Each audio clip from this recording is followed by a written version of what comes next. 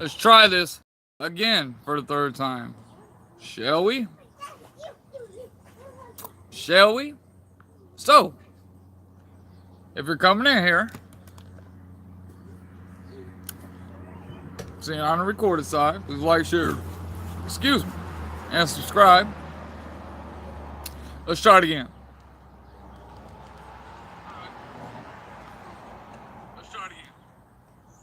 All right. We look like we're in business for once. Hopefully. Don't let me speak too soon. See if some people come in here. We'll try it again. We will try this again. I like that one. I like the 8mm. I like it. It's pretty dope. So, have a little bit of story time. A little bit of story time. Just a little bit. Just a little bit. If you guys watching this on recording, fast forward a couple minutes. We're gonna wait for a couple people to come in here, and we'll get after it. And we'll get after it. Story time, story time.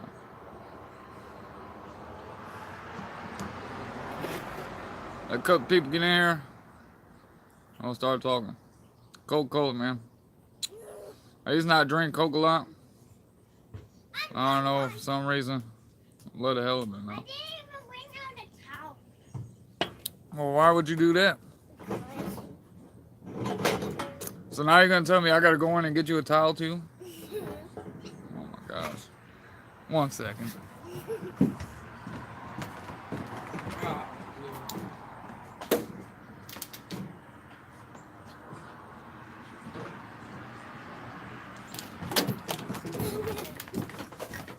Golly.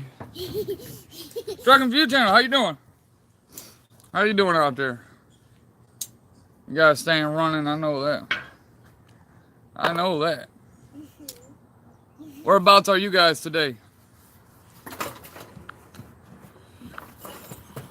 I tried doing this. This is my third time trying to do this. And it keeps messing up. So hopefully, third time's a charm, right? You need to fix your bathing suit. And dry off and go get the clothes on. So, story time. Hello. Story time, story time. We got another person here. This might be starting to work again. Miss Lily, how you doing? How you doing today? Hey, get dry and go change clothes. I'm not dry yet. We're not trying to get dry, that's why. You're gonna have to get your hair brushed. You ain't gonna be laughing when I try to brush your hair. I'm doing pretty good, Lee. I'm doing pretty good. I'm at home. Okay, story time. Story time. From being a youngster to now, right? I got a hell of a lot more now than when I was a youngster, that's for sure.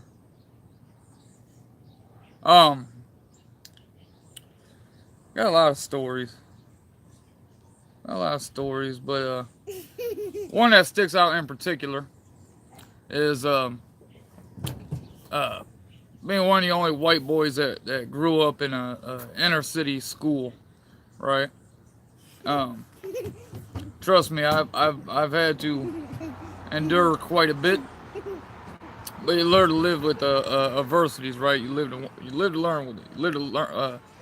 You learn to live around it, right? And hey, stop jumping! You're making everything shake. You know, even now, I still connect with a lot of the friends that I had back in high school. You know, like not as often as we all should, but obviously a lot of us have families and stuff like that, right? You know, but with the things that you see nowadays, that you see coming up, Yukon, how you doing? That you see coming up in the world today with kids growing up with computers and stuff. Like, we never had computers when I was a kid. You know, like it, coming up in school and stuff like that. And, like, it's just crazy that the amount of things that kids have to deal with now, right? Like, we just had to deal with people back and forth, you know, face to face. Or, you know, your buddy tells you somebody that talked about you, blah, blah, blah, and then we handle it, right? But nowadays, you know, they got these computers and stuff that, you know, from a million miles away, you can how should I put it? You can basically talk shit and whatever else, but, you know, but being one of the only white kids that grew up at White High School. I mean, there was a couple of us, but I first started going to Southview High School, which is in Sylvania, Ohio, which my stepfather is a teacher there. So I figured, man, you know, coming from the east side of Toledo, go out there. Well, what I didn't realize was, yeah, we know that. What I didn't realize was Southview is leaps and bounds above the east side schools, right? Leaps and bounds above them. I mean, grades ahead. So I go from learning at a certain level over here, and then go out to Sylvania schools, and it's like a culture shock, you know. It's almost, I went from being one of the only white kids. You done messing around now?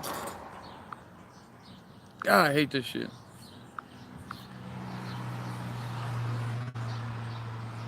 Alright, I guess we're good. Now,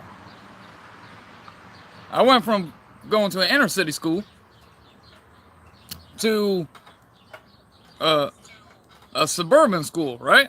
So I went from being one of the only white kids to a school to where there was literally 4 black kids, I think there was. And then there was this kind of school where, like,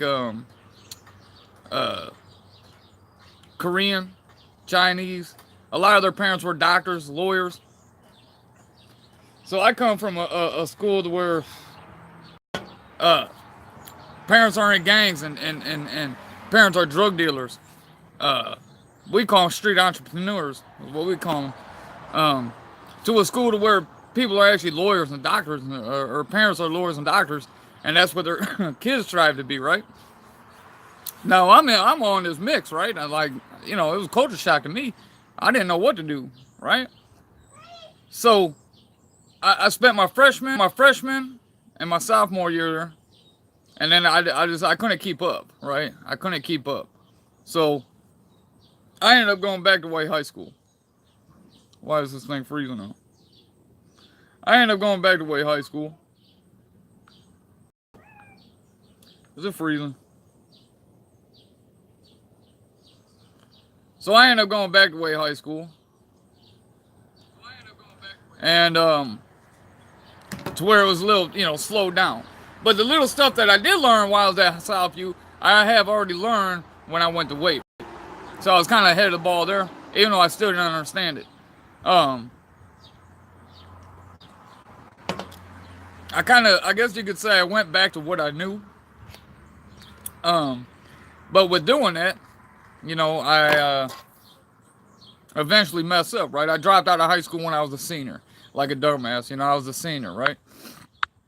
And I think I had to go to school for like a half a day. I had to go to school for a half a day. And inevitably, you know, dropped out. So I try to tell my son's 16 years old now. How you doing, Dutton Tabor or Dutton? Glad to see you come in here. So I tried to stride to my 16-year-old son now that I know it was dumb. I dropped out when I was a senior. I literally had to go a half a day. I literally had to go to school a half a day. But I couldn't. I mean, there was other things that happened to where I dropped out. But, you know, nevertheless, I dropped out, right? You know, my stepmother I was really close with was diagnosed with cancer. So I was there to take care of her a lot, and certain situations happened, whatever, it's, you know, we've all heard the sob story, right? Um, well, I shouldn't say sob story, but you get what I'm saying. Um, anyway, I drop out when I'm a senior because I want to party. I see my friends over here, making all this money, and my step family, my step family is they're all Mexican, they're all Spanish. Um, so I look up to my big brother, right? My big brother Boone. I looked up to him, and I seen what he was doing to make money. I was like, well, shit, I want to make money too. I want the shit he's got. He's got all these nice necklaces, got these nice shoes, Jordans and all this. Uh, I guess what I did with helping him, I guess we'll say, with helping him, he helped me learn life. He helped me learn life quick. Uh, I'll never regret that. I've told him that. I told my big brother Boone, thank you. Uh, my big brother Eric, uh, he partied and stuff, but he always supported his family, so I learned a lot from him. My father always worked. Um, Even though we had our differences and we didn't get along the best all the time, and he wasn't always there. He's there now, which is I couldn't ask for nothing less. Um, it's just what I'm trying to say is it doesn't matter what jumps in your way. There's always there's always a way that you can jump past it, even if you get caught up, right? Like I dropped out of high school, Now being dropped out of high school, not having a diploma, a lot of people don't want to mess with you, right? A lot of people don't want to give you a job, blah blah blah. But that's where trucking came in. Trucking saved me from all that. Um, because I've been to two companies now. The first company I was with, I was there for 11 years, right?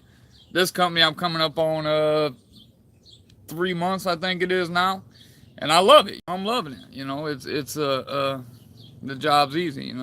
All I basically do is drive and not very much else. But dealing with having that culture shock from moving from the inner city to moving to the suburbs, like it taught me a lot. Doing pills and coke and dealing pills and coke and weed and whatever else. That taught me to be a man. That taught me about respect. That taught me to respect my elders. That taught me to, we call them OGs or big homies. When they start talking, you shut your mouth, right? When they start talking, you shut your mouth. Um, it teaches you a lot to be a man. It teaches you how to treat others. Like that, as dumb as it sounds, a lot of that taught me, how to be respectful, how to carry myself as a man, how to